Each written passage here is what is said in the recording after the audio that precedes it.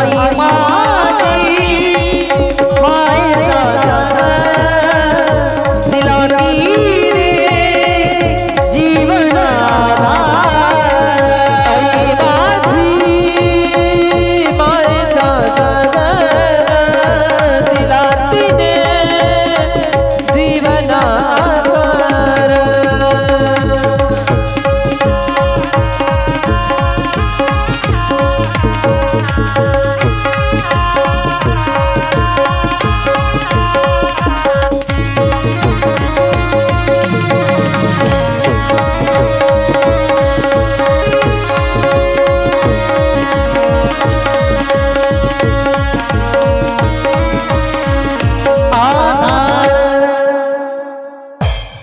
आई माझी मायेचा सागर असे मायेचा सागर असणारी ती आई आहे माऊल्या. अनेकांनी कविता लिहिल्या पण नाही कळली आई. लक्षात घ्या, नाही कळली. ज्यावेळेस आई जाते ना, करोडो संपत्ती असू द्या, जोपर्यंत आई घरामध्ये असते तोपर्यंत लेक एक अभिमानाने घरात येत असते. तिला बोलत कुणी नाही. पण ज्याची आई निघून गेली ना, ते तिला घर कसं वाटतं माहितीये का? ते संपलेलं असतं. तिची जागा तिथून निघून गेलेली असते. लक्षात देत तर काहीच नाही हो आई. किती भाऊ असू द्या, भाऊजाई असू द्या, ती अभिमानाने ती जागा खाली होत असते. म्हणून काही जरी नाही कमावलं ना, तर फक्त त्या दोन जागेला आई आणि वडिलाला समजून घ्या. लक्षात घ्या. तुम्हाला देव भेटन का मला माहिती नाही, लक्षात घ्या, पण देव भेटल्याचा आनंद त्यांना झाल्याशिवाय राहणार नाही. म्हणून ती काय म्हणते स्वतः की मी एक आई आहे, मला वेदना कळतात, माझ्या बाळ जाण्याने काय त्रास होतो मला माहित आहे. अर्जुनाने भगवंताला विचारलं, भगवंताला काय सजा देऊ? देवाची लीळा फार आगाध आहे. देव म्हणतात, अर्जुना तुला माहित आहे याला काय सजा द्यायची? अर्जुनाच्या लक्षात आलं की मला गीता सांगितलेली. कारण जे स्वाभिमानी माणसं असतात ना, त्यांना अपमान हा मरणासमान असतो. लक्षात घ्या. त्याला पकडलं. अश्वत्थाम्याच्या कपाळावरती एक दिव्य मणी होता. तो मणी काढला. भगवंताने त्याला वर दिला की चिरंजीवी भवा. देव वर देतो आणि देव सुखातही वर देतो. बघा, मग वर कसा घेता आला पाहिजे आपण ठरवायचं. इथं चिंतन करण्यासाठी देव वाईट केल्यावरही वर देतो आणि चांगलं केल्यावरही वर देतो. इथं चिरंजीव भव म्हणून वर दिला आणि मणी काढला. त्या कपाळामधून पश निघत होता, रक्त वाहतंय सडल्यालं, दुर्गंध येते. अश्वत्थाम्याच्या जवळ कोणी येत नाही. एखादा जर दुःखित माणूस 6 महिने जर पडला तर आपण म्हणतो मेल्याला बरं आहे. हे दुःख सहन होत नाही, म्हणतो का नाही मेल्याला बरं आहे. पण वर काय दिला अश्वत्थाम्याला? तू 4 युगामध्ये जिवंत राहशील आणि दुःख भोगशील. हाही वर आहे. असा वर नाही, चांगला वर मिळाला पाहिजे. बरोबर आहे की नाही? पण इथं वर दिला कसा? तू आयुष्यभर हे दुःख भोगशील. अजूनही अश्वत्थामा जिवंत आहे, अजूनही कलियुगामध्ये, आणि दुःख भोगतोय. लक्षात घ्या. अश्वत्थामा निघून गेला. इकडे जे ब्रह्मास्त्र उत्तरेच्या गर्भावरती सोडलं होतं ना, झळम लागली. पण कृष्णनाथाने सुदर्शन चक्र धारण करून त्या गर्भामध्ये त्या पांडवांचा जो वंश असणारा ना, त्याचं रक्षण केलेलं आहे. कुठे? त्या उत्तरेच्या गर्भामध्ये. ही बेशुद्ध अवस्थेमध्ये पडली. त्या ठिकाणी सुभद्रा होती, सासू असणार. देवाची बहीण ऊर बडवत रडत आली, कृष्ण भगवंत दादा, माझी एकुलती एक सून आहे, माझा अभिमन्यूची जी पत्नी आहे ना, मला माहित नाही, तुला जिवंत करावा लागणार आहे. अरे मी तुझी पाठची बहीण असताना मी आयुष्यात तुला कधी काही मागितलं ना? बघ, नाही मागितलं दादा. तू द्रौपदीला बहीण मागितलं मानलंस ना, मी तुला कधी नाही काही मागितलं रे. पण आज प्रथम सुभद्रेने पहिल्यांदा त्या ठिकाणी ऊर बडवत रडते देवासमोर, देवाच्या डोळ्याला पाणी आलं आणि हातामध्ये पाणी घेतलं. संपूर्ण भागवतामध्ये पहा, महाभारतामध्ये पहिल्यांदा प्रतिज्ञा केलेली आहे देवाने. काय म्हणतात? हातामध्ये पाणी घेतलं. जर मी माझ्या आई वडिलांची सेवा केली असेल, मी आयुष्यात कधी छल कपट केला नसेल आणि माझ्या मनातून हृदयातून जर माझी मी बहीण म्हणला असेल द्रौपदीला, तर माझी आज उत्तरा जिवंत होईल आणि पृथ्वीवरती पाणी सोडत असताना पृथ्वी थरथर कापत होती. लक्षात घ्या. पाणी सोडलं आणि इकडे ती उत्तरा जिवंत झालेली आणि त्या बाळाचा जन्म झाला. जन्म झाल्यानंतर तो बाळ सतत निरीक्षण करत होता, परीक्षण करत होता की मला ज्या गर्भामध्ये ब्रह्मास्त्र ज्यावेळेस माझ्याकडे फिरत होतं त्यावेळेस सुदर्शन चक्र घेऊन फिरणारा तो तर दिसत नाही, ह्या तर मावल्या मावश्या मला सगळ्या दिसतात, पण माझं जो रक्षण करत होता तो तर मला इथे दिसत नाही, तो कुठे? तो सतत असं परीक्षण करत होता तो बाळ. म्हणून त्या बाळाचं नाव परीक्षित ठेवलेलं. काय विचारलं होतं इथं की राजा परीक्षितीचा जन्म कसा झाला? शौनकांनी सूतजींना हा प्रश्न विचारला होता, म्हणून ही कथा सांगितलेली भागवतात. राजा परीक्षितीचा जन्म परीक्षित त्या ठिकाणी नाव ठेवलेलं आहे. आणि हीच कथा पुढे जी शुतजी शौनकांना सांगतात मागचा संवाद, ही शुकांनी शौनकांना, हा गोंधळ लक्षात आला पाहिजे. आम्ही नुसतं भागवत कथा ऐकतो, कोणी कोणाला सांगितली काही समजत नाही. गोंधळ, फार गोंधळ आहे भागवत कथेमध्ये. सनक सनकादिकांनी नारदाला सांगितल्यानंतर राजा परीक्षितीला शुकमुनी सांगतात आणि हा संवाद पुन्हा ह्यांनी श्रुतजींनी शौनकांना सांगितला. आता राजा परीक्षिती मोठा होतो, सज्जन हो. पांडव निघून जातात हिमवंता विजय करणे. 7 दिवस झालेले आहेत कलियुग लागून. किती? 7 दिवस. राजा परीक्षिती मोठा झाला. आता धर्मराजाने ठरवलं या राजा परीक्षितीला आता राज्यावरती बसवायचं. राज्यावरती बसवला, अभिषेक करण्यात आला, निघाला. विमान नेण्यासाठी आलं धर्मराजाला आणि दक्षिण दिशेने यम जी दिशा आहे ना, त्या यमाच्या दिशेने स्वर्गामध्ये जिथे नरक भोगावले जातात जीवाला, त्या नरकाच्या द्वारामधून ते विमान चाललं. धर्माने विचारलं की मला चांगल्या रस्त्याने न नेता हे यमपुरीतून का नेताय? त्यावेळेस विमानने सांगितलं की तू कलियुगामध्ये राहिलास. धर्मराजाने सांगितलं मी कलियुगामध्ये 7 दिवस राहिलो, या कलियुगामध्ये मी पाणी पेलो नाही, अन्न खाल्लं नाही, तर मला नरकाच्या या रस्त्याने का आणलं? त्यावेळेस यमांनी सांगितलं राजा तू 7 दिवस कलियुगामध्ये खाल्लं नाहीस, पाणी पेला नाहीस, फक्त हवा घेतली. काय? कलियुगाचा फक्त वारा तुला लागला म्हणून तुला नरकाचं दर्शन केलं. जर कलियुगामध्ये तू जर खाल्ला असतं, पाणी पेला असता, तर तुझी काय अवस्था झाली असती? लक्षात घे. मग आम्ही कलियुगामध्ये काय काय करत नाही, विचार करण्यासारखी गोष्ट आहे. साधा हवा लागली कलियुगाची तरी नरकाचं दर्शन घडवलं.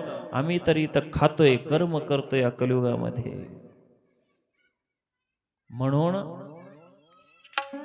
इथे कलियुगामध्ये जे काही कलियुगामध्ये असं सांगितले, असूळ विसूळ हिंसाची उठता बसता माणूस इथं पाप कर्म करतो आणि त्या पाप कर्माचं फळ नरक भोगावे लागतात. लक्षात घ्या. आणि ते नरकापासून चुकायचं जर असेल तर पुण्याचं पारड, कथा कीर्तन, संताच्या दर्शनाने. गोविंद गाणे गोपाल गाणे, गोविंद गाणे गोपाल गाणे, गोविंद गाणे गोपाल गाणे, गोविंद गाणे गोपाल गाणे, गोविंद गाणे गोपाल गाणे, गोविंद गाणे गोपाल गाणे गोविंद गाणे गोपाल गाणे गोविंद गाणे गोपाल गाणे जीवन की नैया किनारे लगाने किनारे लगाने किनारे लगाने इसलिए गोविंद गाने गोपाल गाने गोविंद गाने गोपाल गाने गोविंद गाने गोपाल गाने गोविंद गाने गोपाल गाने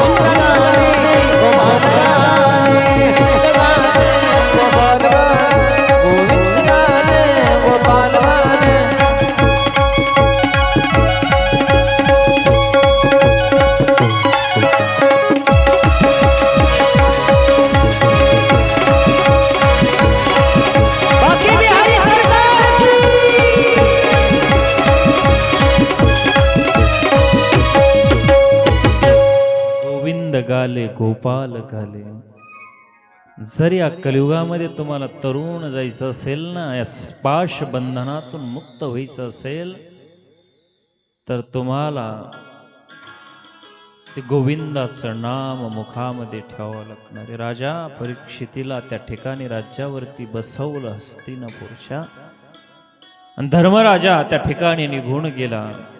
आता राजा मोठा झालेला आहे, कलियुगाचं आगमन सुरू आहे. मोठा झालेला राज्य पाहतोय, नीतिमंत असणारा राजा परीक्षिती. पंडू राजा, पंडूचा अर्जुन, अर्जुनाचा अभिमन्यू, अभिमन्यूचा राजा परीक्षिती. परीक्षिती मोठा झाला आणि एक दिवशी राज्यामध्ये त्या ठिकाणी एक गाय,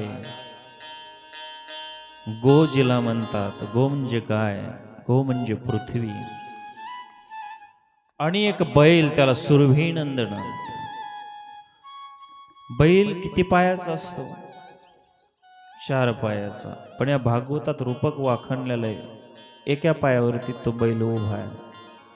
याचे 4 पाय आहेत. पहिला पाय तो तप आहे, दुसरा पाय ते पवित्रता, तिसरा पाय तो दया आणि चौथा पाय तो सत्य.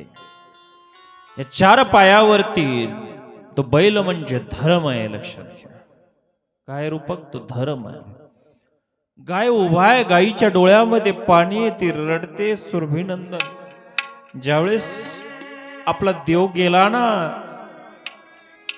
कृष्ण भगवंताचा अवतार संपला ना, हे कलियुगातला माणूस फार दृष्ट आहे. त्याला दया नाही.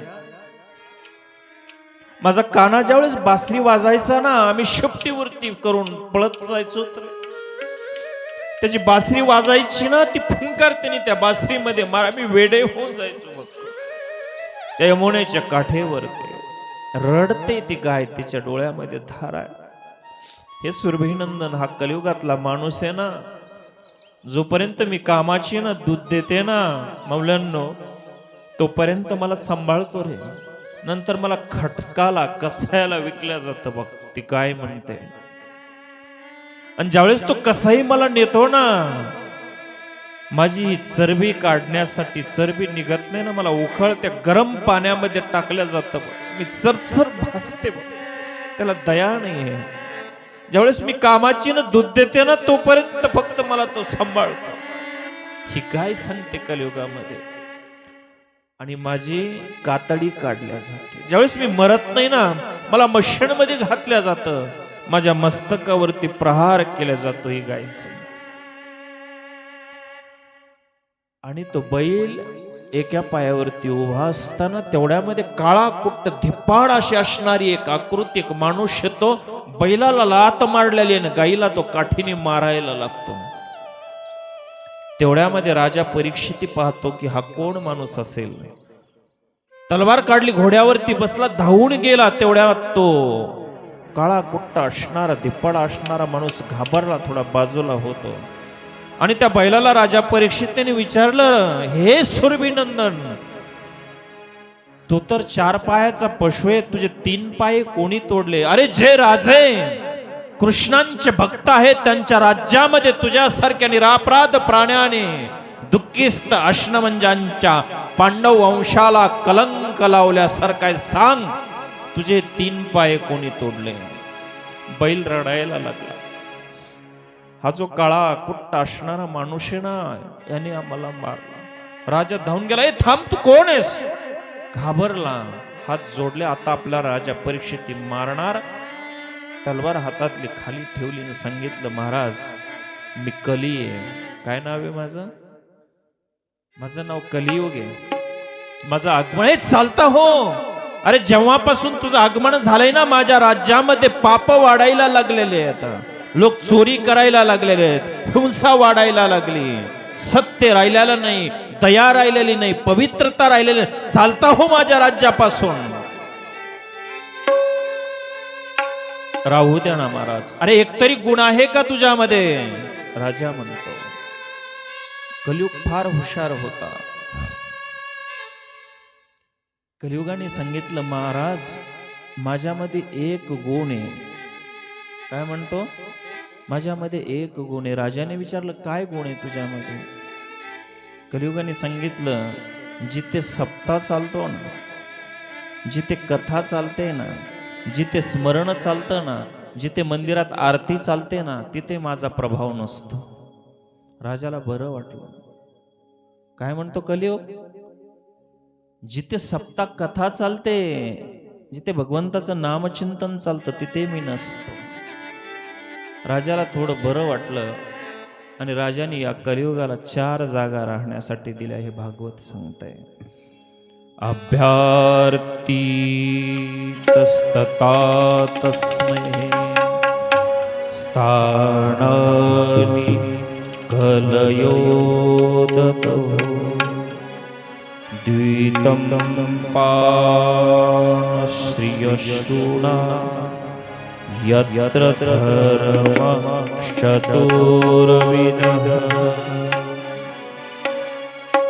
4 स्थान त्या ठिकाणी राहण्यासाठी दिले. कुणाला?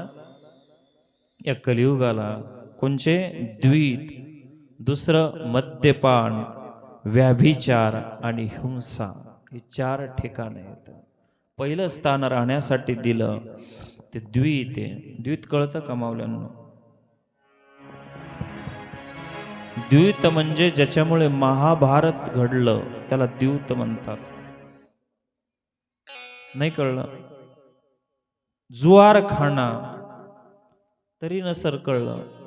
आपल्या भाषेत सांगू का? पत्ते, त्याला काय म्हणतात? द्यूत म्हणतात. ही पहिली जागा कलियुगाला राहण्यासाठी दिली.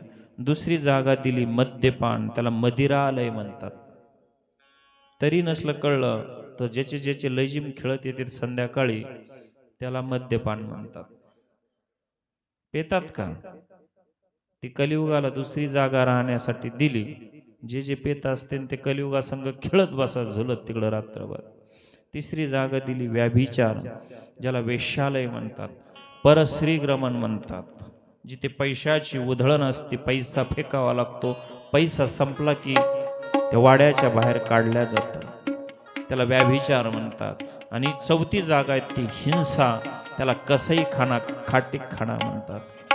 द्वित, मद्यपान, व्याभिचार आणि हिंसा हे 4 जागा कलियुगाला राहण्यासाठी दिल्या. कलियुग म्हटला राजा ह्या 4ही जागा वाईट आहेत, तर एखादी चांगली जागा राहण्यासाठी द्या ना मला. त्यावेळेस राजा परीक्षितीने 5वी जागा कलियुगाला सुवर्ण राहण्यासाठी दिलेली. काय? सुवर्ण. जिथे जिथे सोनं आहे ना तिथं तू राहू शकतोस. मग सगळ्याच्या ठिकाणी कलियुगाचा प्रभाव आहे का नाही? थोडं का होईना सोनं आहे का नाही? कानात नाकात सोनं कलियुगाला राहण्यासाठी जागा दिली राजा परीक्षित आहे का नाही? मग प्रभाव दाखवतं का नाही कलियुगाचा? दाखवता का नाही? एका मिनिटात तर भांडण होतं लगेच घरी, सासू सुनाचं होतं का नाही? पण लक्षात घ्या, तुम्ही म्हणताना आता अवघडच आहे महाराज, प्रत्येकाच्या हातामध्ये कानामध्ये सोनं असतं, मग घालावं का नाही? पण नाही, त्याला पण उत्तर आहे. जे कष्टाने कमवलेलं द्रव्य सोनं आहे ना, तिथे कलियुगाचा प्रभाव नसतो. जोडोनी आधार उत्तम व्यवहारे, जोडोनी आधार उत्तम व्यवहारे, जोडोनी आधार उत्तम व्यवहारे, जोडोनी आधार उत्तम व्यवहारे. उदास विचारे वेच करी, उदास विचारे वेच करी, उत्तम ठिकाणी तो एक पावेल, उत्तम ठिकाणी तो एक पावेल, उत्तम ठिकाणी तो एक पावेल. उदास विचारे वेच करी, उदास विचारे वेच करी, उत्तम ठिकाणी तो एक पावेल, उत्तम ठिकाणी तो एक पावेल, उत्तम ठिकाणी तो एक पावेल. जोडून या धन उत्तम व्यवहार, उत्तम प्रकारे व्यवहार करून कष्टाने जर कमवलं, तुमच्या अधिकाराचं तुम्ही कमवलं आणि सोनं केलं तर तिथं कलियुग राहत नाही. लक्षात घ्या. मग पतीच्या पश्चात कापूस विकून भावाकडे पैसे नेऊन दिले आणि तिकडून सोनं घालून आली रे आली, कलियुग तिथं बसला समजायचं ते सोनं. असे चोट्टेपणा करायचं नाही, नाही तर मग चोट्टी म्हणत असते. लक्षात घ्या, असं नाही करायचं. कष्टाच्या धनामध्ये, 1 नंबरचा पैसा कमवण्यामध्ये तिथे कलियुगाचा प्रभाव नसतो. लक्षात घ्या. नाहीतर तुम्ही 2 नंबरचे पैसे कमवले, लोकांचं वरबडून घेतलं, भावाचं वरबडून घेतलं, लहान्याचं मोठ्याने घेतलं, मोठ्याने लहान्याचं घेतलं, ग्रामपंचायतचं घेतलं, गावातलं घेतलं, मतदानाचे पैसे घेतले, पुरत नाहीत. लक्षात घ्या, कलियुगाचा प्रभाव दाखवल्याशिवाय तो राहत नाही आणि ते धन टिकत नाही. किती आणा आणि ते घरात समाधानाने जगू देत नाही. कष्टाचं किती असू द्या, ते शेवटपर्यंत पुरतं बघा, शेवटपर्यंत.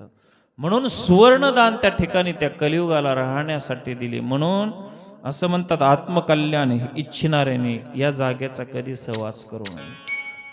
त्या युगामध्ये हे 4 व्यसन सांगितले, द्वितंच, मद्यंच, पिशितंच वेश्या, म्हणजे द्वित, मद्यपान, व्याभिचार आणि हिंसा. सप्त व्यसनांचा त्याग सांगितलेला आहे. द्वितंच, मद्यंच, पिशितंच वेश्या, पापार्ध, चौर्यम, परद्वार सेवा, इत्यादी नरक घोराति घोर, इत्यादी नरक घोराति घोर. द्वित, मद्यपान, व्याभिचार, द्वितंच, मद्यंच, पिशितंच वेश्या, पापार्ध, चौर्यम, परद्वार सेवा. या सप्त व्यसनांपासून माणसा तू दूर राहा. पण या कलियुगातल्या माणसांनी 7 व्यसन सोडून 8वं व्यसन आणलंय, माहितीये का? सगळ्यात घातक आणि सगळ्यात विषारी, सगळ्यात बेकार व्यसन कलियुगामध्ये 8वं व्यसन आलंय. आता 8वं, आणि ते सगळ्यात जवळ आहे. त्याचं नाव आहे मोबाईल, अँड्रॉइड. सगळ्यात घाण आणि विषारी व्यसन असणार ते मोबाईल आहे. अहो, द्वित म्हणजे पत्ते खेळणं. आजचा माणूस घरी बसल्या बसल्या मोबाईलमध्ये रम्मी गेम खेळतो. व्यसन नाही काही. सगळ्यात बेकार व्यसन लागलेलं. माणूस माणसासंग बोलत नाही, जवळ बसला तरी बी येड लागल्यासारखं मनालाच बोलतो, इंस्टावर खेळतो, फेसबुकमध्ये खेळतो, काय काय ते त्याची त्यालाच माहिती. अवघड काम आहे. आमच्या सकट व्यसन लागलेत, अवघड आहे ते व्यसन. एक दिवशी माणसाला संपवणार. सध्या गोळ्या खावा लागतात माणसाला, ऐकायला येत नाही, डोळ्याने दिसाना, आणि लहान मुलं तर जेवतच नाहीत. सगळ्यात बेकार व्यसन. आणि तुम्ही म्हणतात आमचं पोरग आहे ना मोबाईल शिवाय राहतच नाही. बाबा काना खाली दे ना त्याच्या. ज्या वयामध्ये शिकायचं त्या वयात ते रडत इतकं. अहो, लहान 1 वर्षाच्या मुलाला काय मोबाईल कळावं मला सांगा. मोठमोठ्याने रडतं ते. कार्ट बी बरं बघतं तर बघतं, माणसं बघत नाही, कार्टून बघतं. वाकडे तिकडे माणसं बघतं. चांगलं बघायची सवयच नाही त्याला मोबाईलमध्ये, कार्टूनच बघणार. एवढं बेकार व्यसन. लक्षात द्यायचं असेल एखादा ग्रंथ द्या, त्याला गोष्टी शिकवा. या मोबाईलने वाटुळं झालं सगळं. लक्षात घ्या. हे सगळ्यात हे जे 7 व्यसन सांगितलेत ना, त्याच्यापेक्षा भयान व्यसन आहे मोबाईल. आणि मग राजा परीक्षिती एक दिवशी आपल्या हस्तिनापूर जिथे कोश होता ना, त्या ठिकाणी ते म्हणतात ना, विनाशकाले विपरीत बुद्धी, त्या ठिकाणी आपल्या त्या महलामध्ये जातो. जे पांडवांनी जरासंधाचा जो मुकुट होता ना सुवर्णाचा, तो मुकुट त्या ठिकाणी घेऊन आला. आपल्या डोक्यामध्ये बसला, घेतला, घोड्यावरती बसला आणि वनाच्या अरण्याच्या दिशेने निघाला. घोड्यावरती बसून शिकार करण्यासाठी निघाला. तानेने व्याकुळ झाला, भूक लागली. सूर्य मस्तकावरती आला होता. टळटळ दुपार झाल्याले, भूक लागली. आता काय करावं? शिपायांना सांगितलं, पहा कुठे पाणी आहे का म्हणून पाहण्यासाठी शिपाई निघाले. त्या ठिकाणी शमीक ऋषीचा आश्रम होता. पाहिला. राजाला सांगितलं. राजा त्या आश्रमामध्ये आला. राजाला वाटलं मी एक सम्राट आहे आणि मी आल्यानंतरही हा ऋषी उठत नाही. राजा चिडला. आपल्याही जीवनात असंच होत असतं ना. आपल्याला कुणी बसा नाही म्हटलं, मान नाही दिला, आपल्यालाही क्रोध येतो. कुठलाही विचार न करता भात्यातून बाण काढला आणि विषारी मेल्याला एक सर्प बाणाने उचलला आणि त्या शमीक ऋषीच्या गळ्यामध्ये टाकला. घोड्यावरती बसला, आपल्या राजधानीमध्ये निघून गेला. तेवढ्यामध्ये शमीक ऋषीचा मुलगा शुंग ऋषी त्या ठिकाणी पाणी आणण्यासाठी नदीवरती गेलेला होता. पाणी भरलं डोक्यावरती, तो गडा घेतला. डारी नाग ऋषी कंठ में नृपने किनो पाप हो न हार हो कर होतो शुंगी दिन्नो शाप.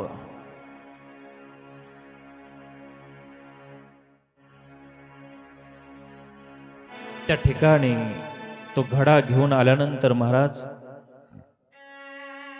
ते दृश्य पाहिल्यालंय ऋषी समाधीमध्ये जो होणार आहे त्यालाही माहित नाही की माझ्या गळ्यात कुणी सर्प टाकला. मुलालाही माहिती नाही कोणी सर्प त्या ठिकाणी टाकलेला आहे. पाहिलं आणि त्या ठिकाणी तो गडा खाली ठेवला गा आणि वाणीरूपी वज्राचा प्रयोग केला. इति लंगित मर्यादम तक्षक सप्तमे हनी तक्षती स्म कुलांगार चोदिती मे ततद्रोह. ज्याने कोणी माझ्या निरापराध पित्याच्या गळ्यामध्ये मेल्याला सर्प टाकला ना, ज्याने आपल्या मर्यादेचे उल्लंघन केले, आजपासून 7 दिवसांनी विषारी तक्षक नाग त्याला दंश करून त्याचाही मृत्यू होईल आणि भूमीवरती पाणी सोडलं. शाप दिला. ही वार्ता कानोकानी त्या ठिकाणी राजा परीक्षितीच्या कानावरती गेली. इकडे शमीक ऋषीने मुलाला विचारलं, अरे नीतिमंत राजा होता, तू शाप कसा दिलास? कारण जो डोक्यामध्ये मुकुट होता ना, तो जरासंधाचा होता. युद्ध करून तो मुकुट आपल्या राजकोशामध्ये ठेवला होता आणि कलियुग त्याचा प्रभाव त्या सुवर्ण मुकुटामध्ये असल्यामुळे राजाच्या बुद्धीने काम केलं नाही. मेलेला सर्प शमीक ऋषीच्या गळ्यात टाकला, शाप मिळाला. त्या क्षणी सगळं राज्य आपल्या मुलावरती, राजा परीक्षितीचा मुलगा जन्मजय, या जन्मजयावरती सगळं राज्य सोपवलं आणि यमुनेच्या काठावरती जिथे शुक मुनी सत्संग करायचे त्या सत्संगामध्ये हा राजा परीक्षिती गेला. व्यासपुत्र शुकनंदन यांना प्रणाम केला आणि विचारलं की माझा 7 दिवसांनी मृत्यू आहे, मला शाप आहे, मी 7 दिवसांनी मरणार आहे, मी आता काय केलं पाहिजे? त्यावेळेस शुकांनी सांगितलं राजा परीक्षितीला, राजा तुला त्या भगवंताचं चिंतन स्मरण करावं लागणार. राजा म्हणतो, मी आयुष्यात कधी गाठी माळा हातामध्ये घेतली नाही, जप केला नाही, मला देवाचं नाव कसं आठवेल? त्यावेळेस शुकमुनी सांगतात, तुला कथा ऐकावी लागेल. 7 दिवस त्या ठिकाणी शुक मुनीने राजा परीक्षितीला भागवत कृष्ण कथा सांगितलेली. एक दिवस कथा चालू होती, लक्षात घ्या. म्हणून तर सप्ताह 7 दिवस असतो. माणसाच्या जीवनात 8वा दिवस वार कधी उगत नाही. 7 दिवस कथा सुरुवात आहे. पहिला दिवस झाला, दुसरा दिवस झाला. ज्याला तू आपले आप्तेष्ट समजवतोस ना, पहिल्यांदा या देहावरती त्याचं जे ममत्व होतं ते नाहीस केलं. 4 दिवसांनी पुन्हा ज्याला आपले श्री पुत्र संबंधी आपले समजतात ना, शुक मुनीने सांगितलं, राजा ज्याला तुझी बहीण म्हणतोस ना, भाऊ म्हणतोस ना, सखे सोयरे म्हणतात ना, ते कोणी नाही बघ राजा, कोणीच नाही आपलं. त्या कृष्ण लीळेमध्ये त्याला इतकं मग्न केलं की त्याच्यावरती जो मोह होता ना, नाते संबंध, बहीण कुणाची नाही, भाऊ कुणाचा नाही, सखे सोयरे कुणाची नाही, आपलं कोणीच नाही राजा, एकटंच जाणं ह्या जीवाला. नाही रे नाही कुणाचे कोणी, नाही रे नाही कुणाचे कोणी, नाही रे नाही कुणाचे कोणी, नाही रे नाही कुणाचे कोणी, नाही रे नाही कुणाचे कोणी, नाही रे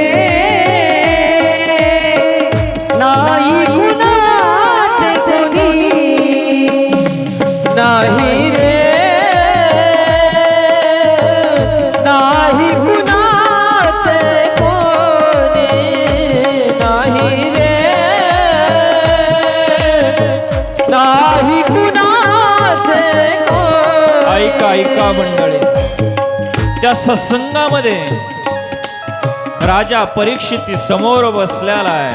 कथा चालू आहे, भागवत कथा. या देहावरची असणारी ममता त्या ठिकाणी नाहीशी केली. नंतर जे सखे सोयरी जे संबंधी आहेत ना राजा, ज्यावेळेस काळ आपल्या समोर येतो ना, ज्याला आपले म्हणत असतो ना राजा, ते आपलं कोणी नाही रे. फक्त एकमेव जो देव असतो ना, तू जर अंतकाळी त्याला आठवलंस ना, मरावा तर प्रत्येकाला मरावा लागतं रे. ज्या भागवत मी ज्या देवाची लीळा सांगतो ना, त्याच तर देवाने सांगितलं की जातशयी ध्रुव मृत्यू ध्रुवम जन्म मृतश्च. जन्म झाल्यानंतर मृत्यू निश्चित रे राजा. आया है सो जाएगा, राजा रंक फकीर, राजा असो रंक असो संन्यासी असो, प्रत्येकाला मरावा लागतं रे, मरावा लागतं. उपजे ते नासे, नासे ते पुनरपी दिसे, हे घटिका यंत्र जैसे परिभ्रमेगा. हे जन्म मरण चालू आहे बघ राजा, हे मोह समाप्त कर.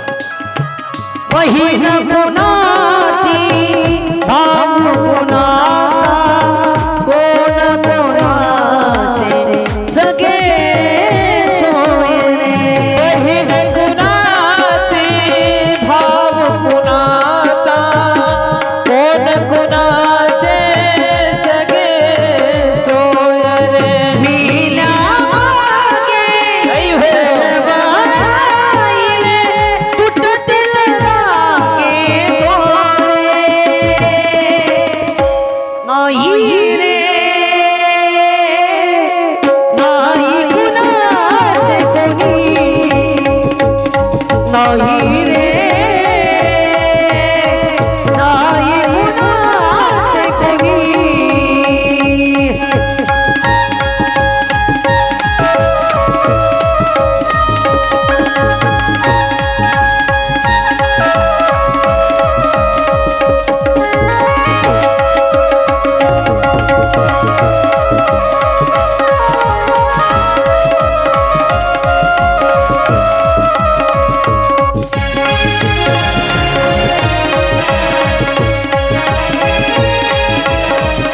एक दिवस त्या ठिकाणी कथा चालू आहे. ऐका ऐका, राजा परीक्षितीला निरूपण करतात त्या ठिकाणी. राजा त्याचा मोह निघलेला आहे. आता मी काय केलं पाहिजे राजा विचारतो. ऐका, काहीच नाही. अंतकाले मामेव स्मरण मुक्त्वा कलेवरम. त्या देवाने सांगितलं राजा, अंताच्या समयी जो कोणी जीवात्मा त्या भगवंताचं स्मरण करेल ना, ध्यान करेल ना, तो त्याच्या धामाला जाऊन पोहोचल्याशिवाय राहणार नाही राजा. माझ्या पंथाची जी नागदेव आचार्यांची जी बहीण आहे ना महादंबा, स्मृती कधी उघडून बघा.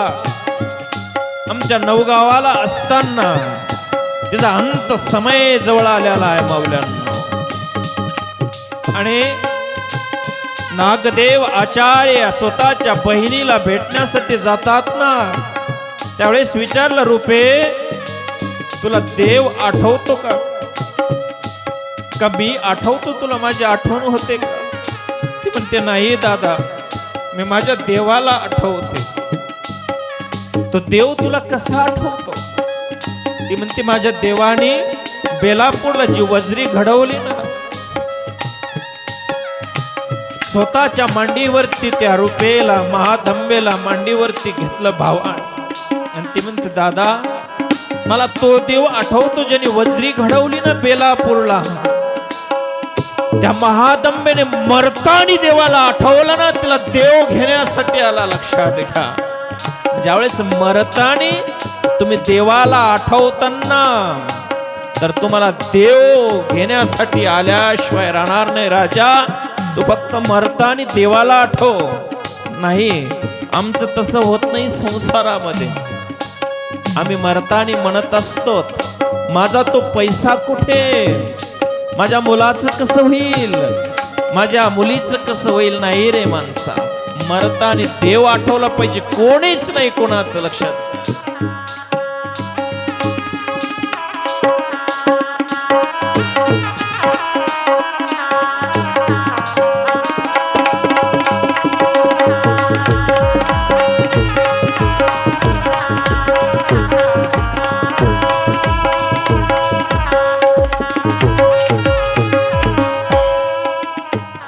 नाही रे कोणी कोणाच, मरतानी देव आठवला पाहिजे.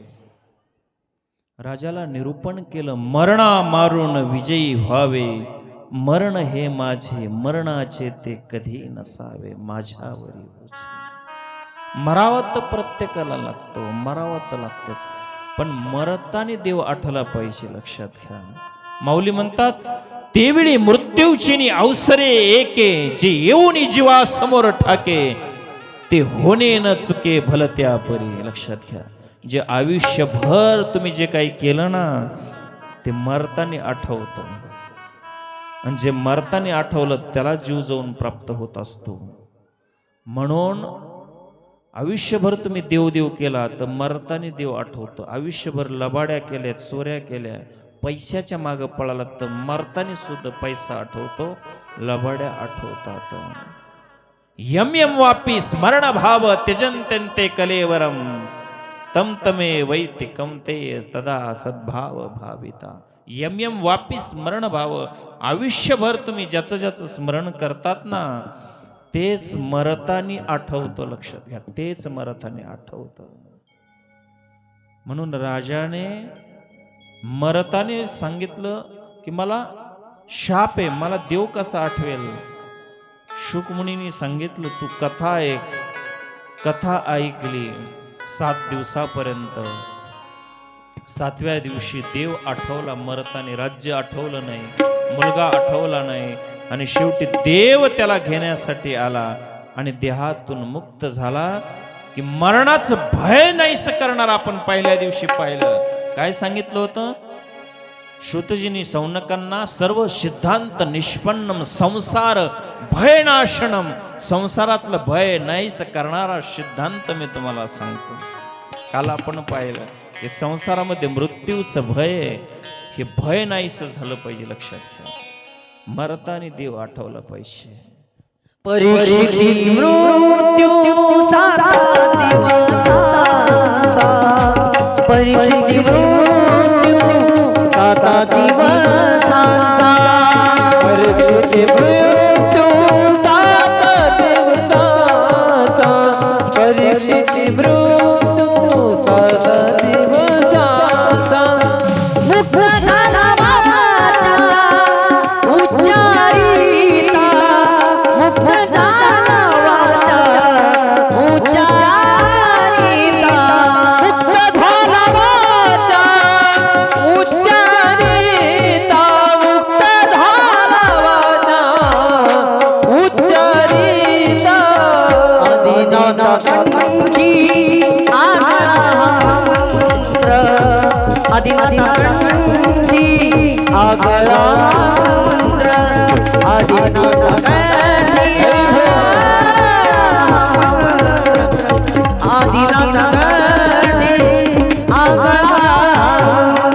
आदिनाथांची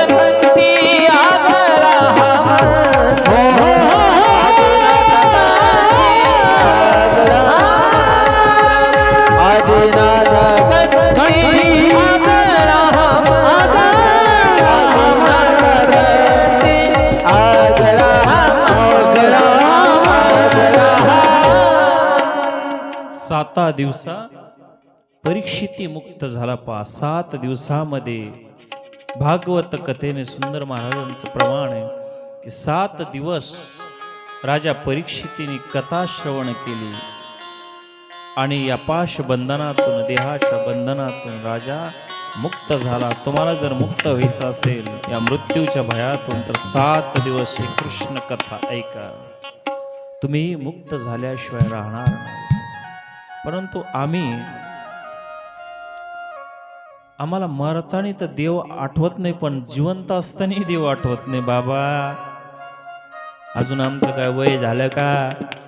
मग तो वय का व्हायचं? मसनात गेल्यावर होणार आहे का? तरुणपणी आम्ही देव नाही करत.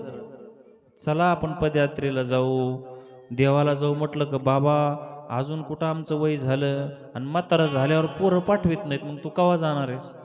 जेव्हा हातपाय चालतात ना तेव्हा तीर्थयात्रेला सांग. एक म्हातारा होता, बाजावर पडला, घरघर सुरू झाली. आता वाटलं म्हातारा जातो की काय माहिती नाही. आणि ते म्हातार वा की असं करायचं. तिथं एक जण भेटण्यासाठी गेला. मुलं बसलेले होते, सुना बसलेल्या होत्या. म्हटले अरे तुमचा म्हातारा, आता म्हाताऱ्याची जागा कुठं असते? गोठ्यामध्ये, जिथे गाई बांधतात तिथं. तुम्ही लय कलाकार असतात. ते घर बांधत स्लॅबचं, लग्न झाले की दोघाला 2 रूमा, म्हातारीची बाज गाईच्या गोठ्यामध्ये. मग बाजावरती म्हातारा पडलेला होता. आता पाहुणे भेटायला आले, म्हणले मुलांनो तुमचा म्हातारा खूप धार्मिक आहे रे. ते वा म्हणजे वासुदेव म्हणतंय, आणि की म्हणजे कृष्ण म्हणतंय. वासुदेव कृष्ण म्हणतंय, धार्मिक आहे म्हातार. काहीतरी उपाय करा. अरे बघा, मुलगा गाडीवरती जातो, डॉक्टरला घेऊन येतो. डॉक्टर काहीतरी रसायन लावण्यासाठी जिभेला देतात. म्हाताऱ्याला बोलता कप मोकळा झाला, बोलता यायला लागलं. म्हातारं जसं उठून बसलं बाजावर. मुलांना किती वेळचं झालंय मी सांगतोय, वासरू किरसुनी खातंय, वासरू किरसुनी खातंय. लक्षात आलं का तुम्हाला? वासरून किरसुनी झाडूला म्हणतात बऱ्याच ठिकाणी. काय म्हणते की वासरू कीर्ती. वासुदेव कृष्ण म्हणत नव्हतं ते म्हातारं. काय म्हणायचं? वासरू मरायला लागलंय तरी त्याला प्रपंचाचा वेध आहे, लक्षात घ्या. कोठ्यामध्ये टाकलं तरी काय म्हणते? वासरू किरसुनी, म्हणजे ते झाडू खाते. मरतानी देव नाही आठवत. तुम्ही आयुष्यभर ते वासरू करत बसले ना, कोठे झाडत, म्हणून मरतानी ते आठवते. क्या किया क्या किया क्या किया रे, क्या किया क्या किया क्या किया रे. तूने जीवन गवा दिया, तूने जीवन गवा दिया, क्या किया रे. जिसे पाना था उसको ही खो दिया रे, जिसे पाना था उसको तो खो दिया रे, जिसे पाना था उसको तो खो दिया, जिसे पाना था उसको तो खो दिया रे, जिसे पाना था उसको तो खो दिया, जिसे पाना था उसको तो खो दिया.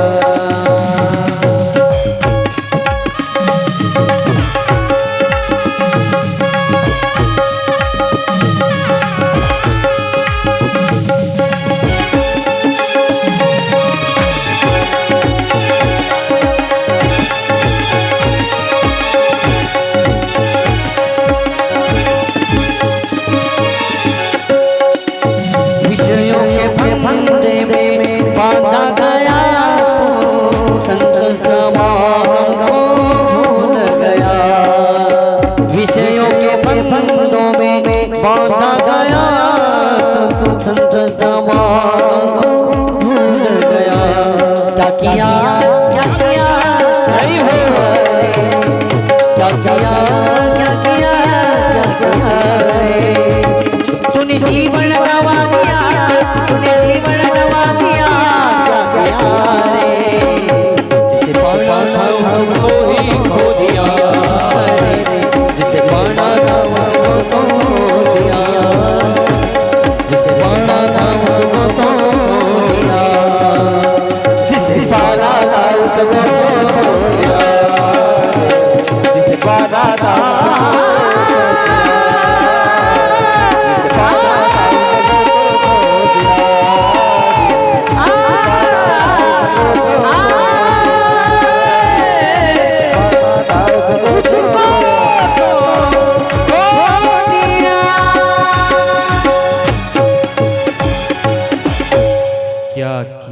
क्या किया, जिसे पाना तो उसको ही खो दिया.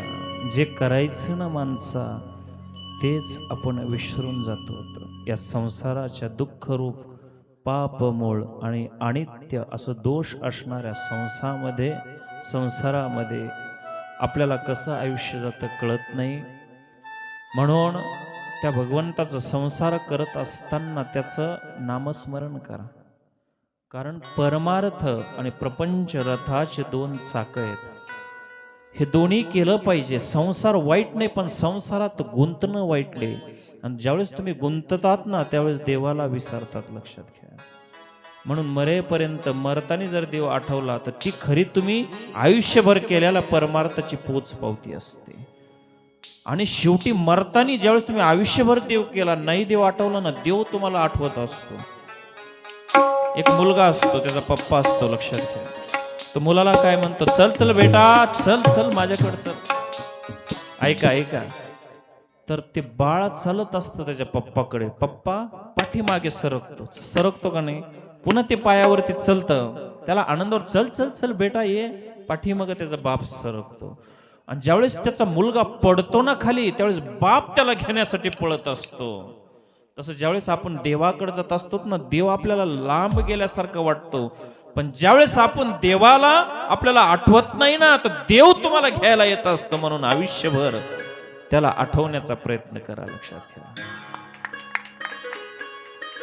म्हणून या ठिकाणी राजा परीक्षितीचा उद्धार झाला. अजून काही धुंदुकारीची वगैरे कथा होती, पण वेळ संपला आपला, घेऊ शकत नाही आपण. 4 वाजत आले. आपला 4चा कथेचा वेळ आहे. वेळेमध्ये थांबलेलं बरं असतं आणि वेळेमध्ये आलेलंही बरं असतं. म्हणून वेळेला महत्त्व दिलं पाहिजे. या म्हणण्याची वेळ आणि थांबा म्हणण्याची वेळ हे ज्याला कळलं तो जीवनामध्ये सक्सेस झाला. म्हणून आपला कथेचा वेळ झाला. उद्या महत्त्वाची सूचनामध्ये आपल्याकडे वेळ कमी आहे. पुढच्या आपल्याला कथा घ्यायची असेल तर अगोदर जन्म करावा लागणार आहे. तर उद्या आपण कृष्ण भगवंताचा अवतार प्रकटीकरण या ठिकाणी करणार आहोत. म्हणून पहा, तो जगाचा मालक अवतीर्ण होणार आहे. म्हणून आनंद आहे. सगळ्यांनी या ठिकाणी मस्त एक पाळणा या ठिकाणी सजवा. जर जमलं कुणाला, जर वसुदेव करता आलं, लहान बाळ करता आलं तर करा. छान या ठिकाणी पाळणा सजवा. उद्या आपण काही जन्म आख्यान या ठिकाणी घेणार आहोत कृष्णनाथाचं. त्याचा अवतार कसा झाला, कशासाठी झाला, उद्या ते चरित्र आपण या ठिकाणी घेणार आहोत. एक पाळणा सजवा, ही सूचनेची नोंद घ्या. जागेवरती सगळ्यांनी उभा राहा. आजच्या कथेचे यजमान जे कोण असतील पूर्व सूचना देतील आपल्याला.